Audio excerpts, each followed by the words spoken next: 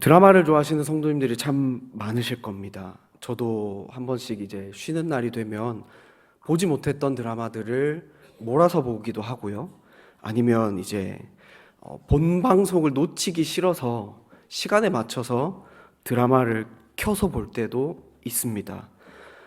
그런데 그 드라마들을 보시면 약간 스토리가 좀 뻔한 이야기들이 많죠. 비련한 여주인공이 또 잘 사는 이제 재벌 남자 주인공을 만나서 이제 또 혹은 그 반대로 재벌 여주인공이 이제 또 비련한 남주인공을 만나서 또 우연하게 만나서 또 서로 알게 되고 사랑하게 되고 또 여러 가지 일을 겪다가 사회적인 신분이나 이런 좀 눈에 보이는 여러 가지 조건들을 뛰어넘고 결혼을 하는 해피엔딩의 드라마들을 참 많이 보시게 됩니다. 그런데요, 오늘 함께 우리가 보게 될 룻기의 말씀 역시 세상에서 말하는 드라마와는 조금 다르지만 하나님 나라 역사에 있어서 드라마보다 더 뛰어난 드라마가 그려지는 것을 보실 수 있습니다. 겉으로 이 룻기를 보면 4장밖에 안 되는 이 짧은 이야기에 모압 여인이 이스라엘 공동체로 들어와서 생긴 일들을 기록한 것으로만 보입니다. 이 룻기를 읽으시다 보면 룻에 대한 별명이 한 가지가 따라 붙습니다. 바로 모압 여인이다라는 꼬리표가 붙는데요. 이런 꼬리표가 붙음에도 불구하고 이 관점을 성경을 조금만 더 넓혀서 보시면 대표적으로 마태복음 1장에서 이 룻이라는 여인은 다윗의 조상으로 소개될 뿐만 아니라 우리 예수 그리스도의 먼 조상이다라는 것이 분명하게 기록이 됩니다. 이 족보를 보시면 성경에 많은 인물들이 기록되어 있습니다. 아브라함에서부터 이삭, 야곱과 같은 정말 우리가 본받아야 할 많은 믿음의 사람들이 기록이 되어 있는데요. 그 속에 많은 남자들 인물들 중에서 여자 인물들이 딱 5명이 기록이 되어 있습니다. 유다의 며느리였던 다말과 그리고 기생 라합, 오늘 우리가 보게 될 룻, 그리고 우리아의 아내였던 밧세바, 그리고 마지막에 예수님의 육신의 어머니였던 마리아가 기록이 되어 있는데요. 룻은 그 중에 한 명으로서 매우 중요하게 여겨지는 인물로 기록되어 있습니다. 또 다시 한번 제가 설교 도중에 말씀을 드리겠지만 오늘 함께 보실 말씀 중에서 주목해서 보셔야 할 단어가 2가지가 있습니다. 바로 우연이라는 단어와 마침이라는 이 단어인데요. 룻과 보아스가 만나는 게 우연처럼 보입니다. 또 마침 보아스가 자신의 밭에 이르렀기 때문에 자신의 밭에서 일하는 룻을 만나서 두 사람의 이야기가 이어지는 것처럼 보입니다. 그러나 그 가운데 숨어있는 하나님의 놀라운 뜻과 또 하나님의 놀라운 계획하심이 있다라는 것을 우리가 오늘 함께 말씀을 통해서 나누고자 합니다. 룻기 1장 1절을 보시면 룻이 살았던 시대가 사사시대라는 것을 보실 수 있습니다. 그리고 1장에서는 나오미와 엘리멜렉의 이야기가 기록이 되어 있죠. 그들이 살고 있던 땅에 기근이 들어서 모압이라는 곳으로 내려갑니다. 이때 말론과 기럧이라는 2 아들 역시 모압 지역으로 내려가서 삽니다. 그러면서 며느리들을 얻죠. 그러면서 오르바와 룻이라는 며느리를 얻는데요. 잘 정착하는 것처럼 보입니다. 그런데 한 10년쯤 성경에서 기록된 것처럼 한 10년쯤 되니까 이 가정에 풍파가 찾아옵니다. 나오미의 남편인 엘리멜렉이 죽고요. 또 기럧과 말론 2 아들 역시 죽습니다. 나오미와 2 며느리가 한순간에 과부가 되는 것을 보시게 되는데요. 그러다가 하나님이 베들레헴에 다시금 양식을 주셨다라는 소식을 듣고 나오미가 다시금 이 고향 땅인 베들레헴으로 돌아가려고 합니다. 그 사이에 나오미는 두 며느리들을 다시금 고향집으로 돌려보내려고 하지요. 그러다가 이 첫 번째 며느리인 오르바와는 눈물의 이별을 합니다. 그러나 룻은 어머니의 백성이 내 백성이 되고 어머니의 하나님이 내 하나님이십니다 라는 고백을 하면서 어머니와 떨어지지 않겠습니다 라고 하며 이 나오미의 고향인 베들레헴으로 돌아오게 되는데요. 이 모습을 보고 많은 학자들이 룻은 이방 여인임에도 불구하고 하나님에 대한 믿음이 확실했고 또 그러다 보니 유대교로 개종했다라고 말합니다. 이런 평가들을 떠나서 보시면 룻의 고백에는 분명하게 하나님은 나의 하나님이십니다 라는 고백이 나타나고 있습니다.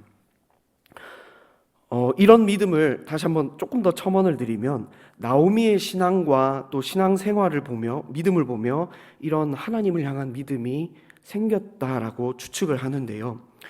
아무튼 이 본문으로 돌아오시면 나오미와 룻은 베들레헴으로 돌아오게 됩니다. 그리고 이 시기가 마침 보리를 추수할 때라고 성경은 기록합니다. 오늘 본문에서 이 룻의 모습과 행동을 통해서 우리가 한 가지 조금 보시면 시모인 나오미를 섬기기 위한 그의 헌신이 쭉 나타납니다.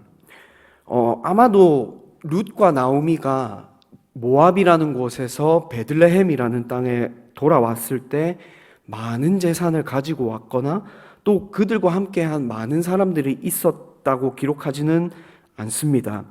이러다 보니 베들레헴이라는 곳에 도착한 직후에 룻은 어머니를 봉양하고 또 자신도 먹기 위해서 이삭을 줍기 위해 나갔다 오겠다고 말하는 모습이 나타납니다. 그리고 룻은 이 한 사람의 밭으로 가서 이삭을 줍게 되는데요. 룻이 이렇게 다른 이들의 밭으로 들어가 이삭을 주울 수 있었던 이러한 이유는 레위기 19장 9절과 10절에서 기록된 것처럼 하나님이 이스라엘 백성들에게 명령하신 그 한 가지 명령 때문인데요. 밭에서 난 수확물을 수확하거나 또 과수원에서 나게 된 열매들을 수확하게 될 때 다 열매들을 수확하지 말고 귀퉁이를 좀 남겨두라라는 하나님의 말씀이 있었죠. 그러면서 또 이 포도원이나 여러 과수원에 있는 열매들 역시 모두 다 수확하지 말고 고아와 과부와 가난한 자들과 또 나그네들을 위한 열매들을 남겨두라라는 말씀을 제정하신 것을 보게 됩니다. 룻은 베들레헴으로 온 지 얼마 되지 않아 이러한 하나님께서 제정해 두신 그 은혜의 법을 따라 하나님의 은혜를 입게 되는 모습을 보게 됩니다. 그리고 더 나아가 또 한 사람을 통해서 하나님의 놀라운 은혜를 경험하게 되는데요. 바로 또 다른 주인공인 보아스입니다. 이 보아스에 대한 이 표현이 오늘 함께 보신 2장 1절에서 엘리멜렉의 친족으로 유력한 자다라고 보아스에 대해서 소개합니다. 이 보아스를 표현할 때 유력한 자라고 하는 이 말 중에 유력하다라는 말은 말 그대로 힘이 있고 또 세력이 있고 능력이 있고 부가 있다라는 말입니다. 제가 서론에서 말씀드린 것처럼 말 그대로 재벌 남자 주인공 그런 격이 되는 것이죠. 그리고 이 유력하다라는 말은 이 사람이 경제적으로나 실제적으로 권력만 많이 가지고 있다라는 뜻을 가지고 있는 것만이 아니라 도덕적으로도 이 사람이 탁월하고 또 성품적으로도 매우 뛰어나다라는 의미를 가지고 있습니다. 말씀드렸다시피 룻은 이 보아스를 통해서도 하나님의 놀라운 은혜를 경험하게 됩니다. 룻은 시모인 나오미에게 제가 밭으로 가서 내가 누구에게 은혜를 입으면 그를 따라서 이삭을 주워 오겠습니다 하고 말하자 나오미는 그래 다녀오라 라는 말로써 허락하며 룻은 보냅니다. 그리고 성경의 표현대로 룻은 이 베는 자들을 따라서 한 사람의 밭을 가게 되는데요. 바로 보아스의 밭에 이르게 됩니다. 성경은 이 표현을, 이 모습을 우연히 보아스의 밭에 이르렀다라고 기록합니다. 이 우연히라는 단어는 본래의 말 그대로 우연 혹은 생각하지도 않았던 기회라는 뜻을 가지고 있는데요. 이런 사전적인 의미보다 이 단어가 가지고 있는 뉘앙스가 의미가 더 중요한데요. 이 유대인들이 우연 혹은 이 기회라는 말을 생각할 때 말로는 우연이다라고 하지만 그 안에 드러나지 않는 하나님의 개입하심과 하나님의 역사와 하나님의 인도하심이 담겨 있다라고 설명합니다. 그러니까요, 이 우연이라는 짧은 불교 용어지만 죄송합니다. 찰나라는 이 순간이지만 하나님이 그 안에 개입하셔서 보아스라는 사람의 밭으로 인도하셨다라는 것을 우리는 알 수 있습니다. 또 우리가 주목하셔야 될 표현이 뭐라고 말씀을 드렸죠? 맞습니다. 마침이라는 표현입니다. 이 용어는 이 짠하고 장면이 바뀌면서 놀라운 일이 일어나거나 또 이야기의 긴박감이 더해질 때 사용되는 단어입니다. 아까도 말씀드렸지만 이 우연이라는 말로 뜻하지 않지만 역사 가운데 일어난 하나님의 개입을 성경 기자는 기록하고 있고요. 또 마침이라는 말을 더해서 하나님의 뜻과 하나님의 역사가 딱 하고 하나님께서 계획하신 그 정확한 사람들과 정확한 시기와 때 그리고 타이밍에 일어난 것이다 라는 것을 명확하게 보여주고 계십니다. 이 모습을 통해서 우리는 참 우리가 우연이라고 생각할 수 있는 일들이 시간이 지나서 볼 때 그 모든 사건들이 하나님의 은혜였구나라는 것을 깨닫게 되는 경험을 생각하실 수 있습니다. 오늘 본문에서 본 룻은 우연히 또 마침이라는 참 신기한 때를 경험합니다. 그러나 모든 시간과 그러한 때는 하나님의 은혜로 그를 향한 또 열방을 향한 하나님의 인도하심과 보호하심이었다라는 것을 보실 수 있는데요. 우리 역시 동일합니다. 만나야 할 사람들 또 만나야 할 사람들을 만날 때 또 중요한 문제들을 해결해야 할 일들이 참 우리가 살아가는 순간순간 많이 일어납니다. 그럴 때마다 우리는 우리가 원하는 방향이나 우리가 원하는 대로 그 계획이 이루어지면 참 좋은데 참 그렇지 않을 때가 많죠. 그러다 보면 저절로 새벽 기도나 수요 기도나 또 개인 시간을 통해서 하나님 앞에 기도합니다. 하나님, 이러이러한 일들이 있고 이러한 일들이 있는데 하나님이 도와주시지 않으면 아무것도 할 수 없습니다 라고 절로 기도가 나갈 때가 많습니다. 참 그럴 때마다 하나님은 은혜를 주시고 참 때를 따라 돕는 하나님의 놀라운 은혜를 따라서 우리가 생각하지 않았던 방향과 우리가 생각하지 않았던 그 뜻을 성취하시고 인도하시는 것을 보시게 됩니다. 그리고 그 시간과 그 경험들을 통해서 정말 하나님이 나를 인도하시고 역사하시는구나 라는 것을 깨닫게 됩니다. 제 얘기를 조금 드리면 제가 사실 이 대구 성동교회를 오게 된 것 역시 참 놀라운 때와 놀라운 경험이라고 저는 말씀을 드릴 수 있습니다. 작년 말에 서울에서 사역하던 것을 그만두고 건강상의 문제로 그만두고 부모님 댁으로 내려와 있다가 사역지를 아무리 구해도 안 구해져서요. 포기를 하고 있었습니다.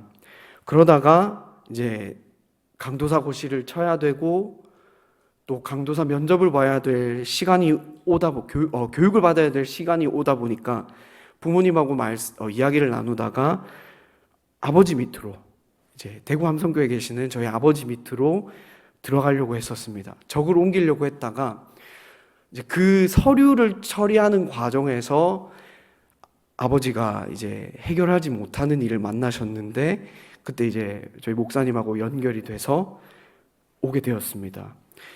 그러면서 갑자기 또 일이 확확 풀리는 걸 보고 진짜 하나님이 도와주시는구나, 하나님 감사합니다라고 했던 경험들이 있는데요. 우리 성도님들의 삶 가운데도 이런 하나님의 놀라운 역사와 또 하나님의 놀라운 인도하심이 있을 줄 믿습니다. 또 우리 성도님들이 많은 시간들 또 많은 신앙생활을 하시다 보면 우리가 생각하지 않았던 많은 일들을 통하여서 하나님의 역사와 하나님의 인도하심을 더 깊이 경험하시기를 소망합니다.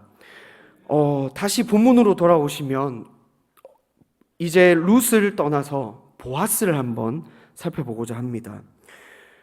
룻은 정말 하나님이 인도하심을 따라서 철저하게 은혜를 받는 것을 보게 되는데요.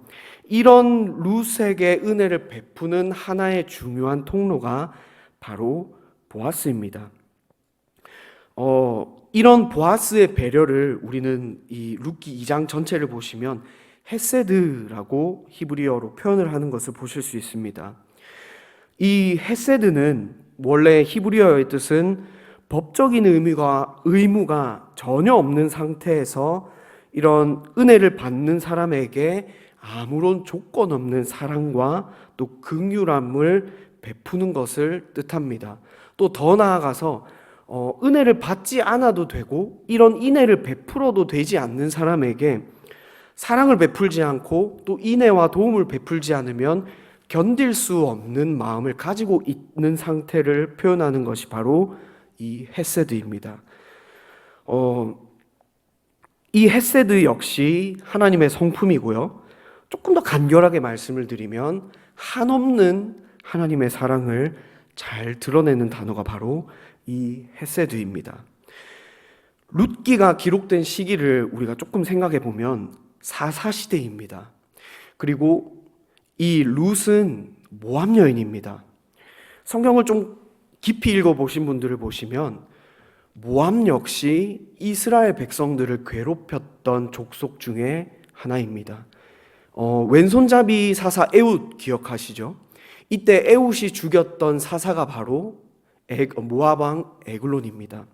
그리고 조금 더 역사를 앞으로 돌아보시면 이스라엘 백성들이 광야 시대 때 이스라엘 백성들을 저주하고 이 끝까지 죽이기 위해서 모압 왕 발람이 발락이라는 선지자를 시켜서 저주하는데 이 발락은 하나님이 나에게 이렇게 시키셨다라고 하면서 오히려 이스라엘 백성들을 축복하는 역사가 나타나기도 합니다. 이런 모습들을 보면 이 모압 여인, 모압 사람이라는 말은 철전지 원수입니다. 마치 이 조금 연세가 드신 어르신들을 생각을 해보시면 이 일제강점기 시대 때를 생각해 보실 수 있습니다. 일본 사람이 나도 한국인으로 귀화하겠습니다라고 이 한국 사람들을 찾아와서 함께 공동체를 이루고 살아가는 것과 똑같은 모습인데요. 그런 이 철천지 원수와 같은 이 룻에게 보아스는 하나님의 사랑과 하나님의 풍성하신 그 은혜를 가감없이 드러내고 흘려보냅니다. 특별히 이 8절을 오늘 읽지 않았지만 8절을 보시면 그런 모습들이 쭉 나타났는데요. 룻을 내 딸아라고 부릅니다.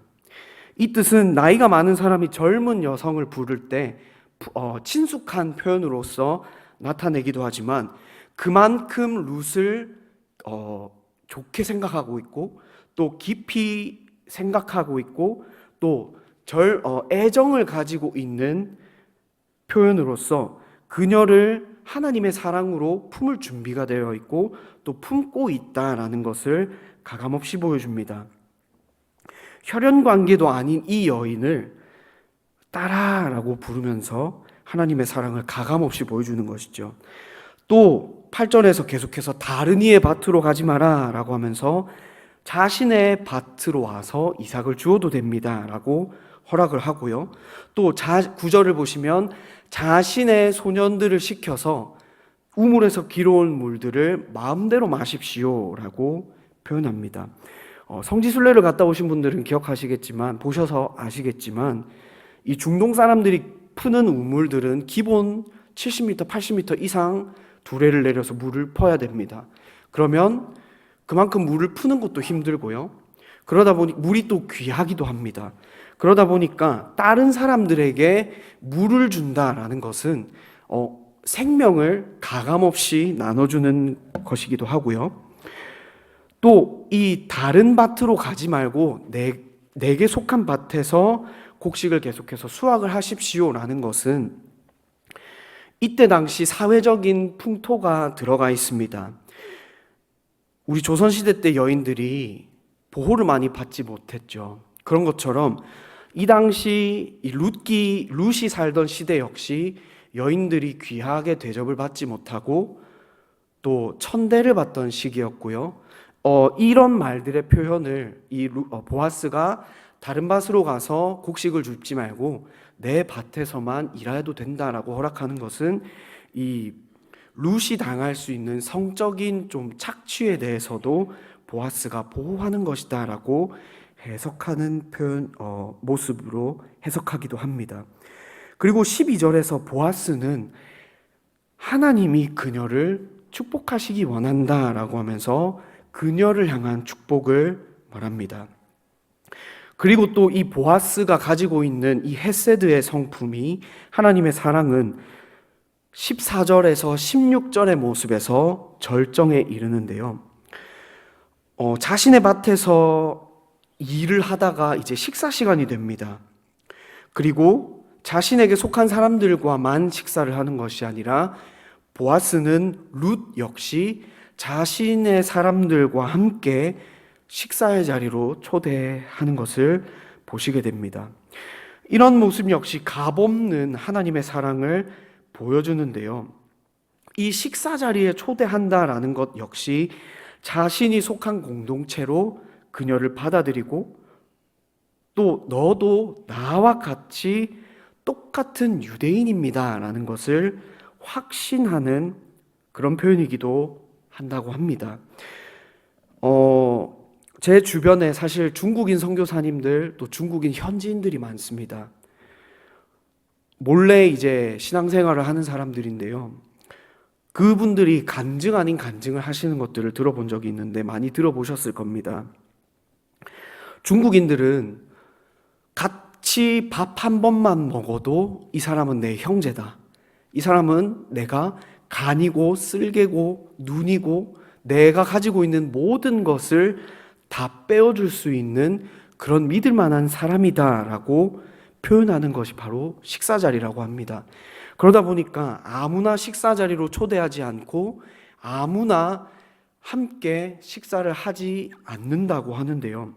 이런 것들을 보면 룻 역시 이스라엘 백성으로 너도 초대한다. 너도 하나님의 백성이고 하나님의 보호하심과 하나님의 긍휼 안에 거해야 하는 하나님의 자녀다라는 확증을 받는 것을 보시게 됩니다. 그리고 나서 계속해서 룻은 해질 때까지 보아스의 밭에서 곡식을 줍게 되는데요. 또 이제 볶은 곡식과 함께 그 전에 볶은 곡식과 함께 초를 찍어서 음식을 먹게 됩니다. 풍성한 그 식탁의 자리에 초대받는 것이죠. 그리고 금방 말씀드린 것처럼 해질 때까지 보아스의 밭에서 곡식을 수확합니다. 이 양이 생각보다 엄청나게 많습니다. 저녁쯤에 룻이 수확한 보리의 양을 한번 측량을 해보니까 한 에바 정도 되었다라고 17절에서 기록하는데요. 이 양이 한 22kg 정도 됩니다. 보니까 한 12대 정도 된다고 하더라고요. 한 22kg 정도면 한 4인 가족들이 3주 내지 한 달 정도 먹을 수 있는 양이라고 합니다. 근데 이제 두 사람이 22kg 정도의 곡식을 수확을 하게 된 거는 이제 보아스라는 사람을 통해서 정말 풍성하신 하나님의 은혜와 사랑을 경험하게 되는 것이죠. 이 보아스의 룻을 향한 인내와 배려를 통해 우리는 하나님의 그 풍성하신 은혜와 사랑, 그리고 조건 없는 사랑인 헤세드를 보게 됩니다. 룻은 그런 은혜를 받을 수 있는 자격이 전혀 없었지만 보아스를 통해서 하나님의 사랑을 경험했고, 또 무엇보다 식사 자리에 초대를 받음으로써 이스라엘 공동체가 누릴 수 있는 그 무엇보다 풍성한 하나님의 사랑과 은혜를 경험하게 됩니다. 현 시대를 살아가는 우리도 동일합니다. 하나님의 한량없는 은혜와 하나님의 한량없는 사랑을 우리는 날마다 경험합니다. 무엇보다 하나님은 죄 있는 우리를 하나님의 자녀로 삼으시고 부르셨습니다. 또 우리가 그런 하나님의 은혜와 사랑을 경험하고 드러내기 위해서 매일 혹은 매주마다 이 자리에 모여 하나님을 예배하고 찬양하고 하나님의 말씀을 듣는 그 풍성한 자리에, 영적인 풍성한 식탁 교제의 자리에 우리를 초대하시고 부르셨습니다. 또한 특별히 이러한 은혜가 정말 잘 드러나는 것이 많은 신학자들은 성찬이라고도 합니다. 함께 떡을 떼며 함께 포도주를 마시며 하나님의 은혜와 하나님의 사랑을 기념하며 경험하게 하신 것을 룻이 경험한 이 인애와 사랑으로서 많이 표현하고 연결하기도 합니다. 우리는 룻기를 통해서 하나님의 은혜는 언제나 자격 없는 모든 사람들을 통해 흘러가며, 또 그러한 은혜를 경험한 사람들을 회복시키시고 새롭게 하심을 보게 됩니다. 이제 우리도 그 사랑을 기억하며 또 삶의 자리에서 하나님의 인애를 전하는 자로 살아가야 할 줄로 믿습니다. 그리고 이러한 회복의 모습은 나중에 보시면 이 나오미까지 회복시키는 것을 보게 됩니다. 나오미가 여러 가지 고통을 당하면서 자신을 쓰다, 말하다라고 불렀던 것을 보시게 되는데요.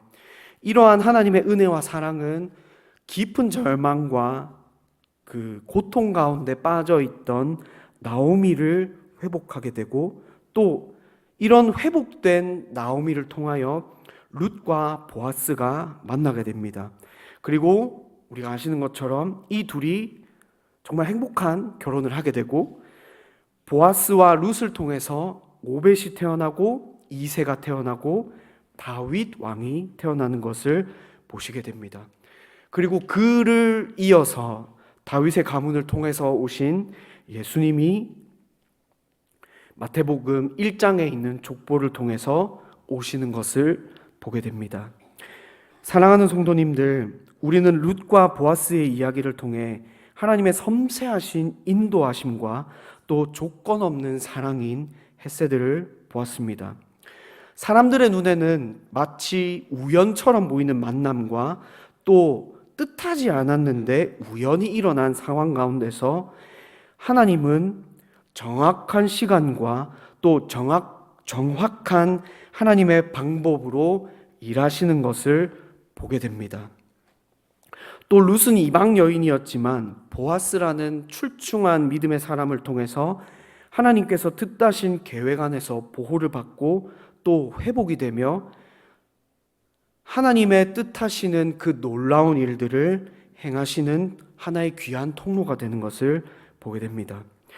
이 말씀은 오늘을 살아가는 우리에게도 동일하게 다가옵니다. 우리의 삶에도 이해되지 않는 일들이 뜻대로 되지 않는 일들이 참 많이 일어납니다. 하지만 하나님의 백성인 또 하나님의 자녀인 우리는 하나님은 지금도 여전히 우리가 뜻하지 않고 계획하지 않아도 마치 우리가 보기에 우연히 또 마침이라는 시간 가운데 일하시는 것처럼 보이지만 여전히 하나님은 역사하신다라는 것을 기억해야 합니다. 모든 순간순간 하나하나가 하나님의 은혜와 하나님의 보호하시는 손길 아래 있다라는 것을 기억하셨으면 좋겠습니다. 그래서 우리는 룻처럼 하나님의 인도하심을 믿고 또 믿음의 걸음을 내딛는 것이 필요합니다. 그리고 보아스처럼 하나님의 사랑을 받고 또 하나님의 사랑을 아는 자인 것처럼 우리 주변에 있는 많은 연약한 자들과 또 낯선 자들과 또 우리의 도움이 필요한 자들에게 하나님의 사랑을 흘려보낼 필요가 있습니다. 하나님의 뜻하심과 계획하심은 우리의 상상보다 우리의 생각보다 크고 놀랍습니다. 우리가 걷는 일상의 자리에서 믿음으로 순종할 때, 또 믿음으로 하나님을 의지할 때에 하나님은 놀라운 역사를 이루실 줄 믿습니다. 또 하나님은 그 순간순간마다 놀라운 하나님의 사랑을 우리를 통하여 흘려보내실 줄 믿습니다. 이러한 하나님의 은혜를 더욱더 풍성히 누리시며 살아가시는 저와 우리 성동교회 성도님들이 되시기를 소망합니다.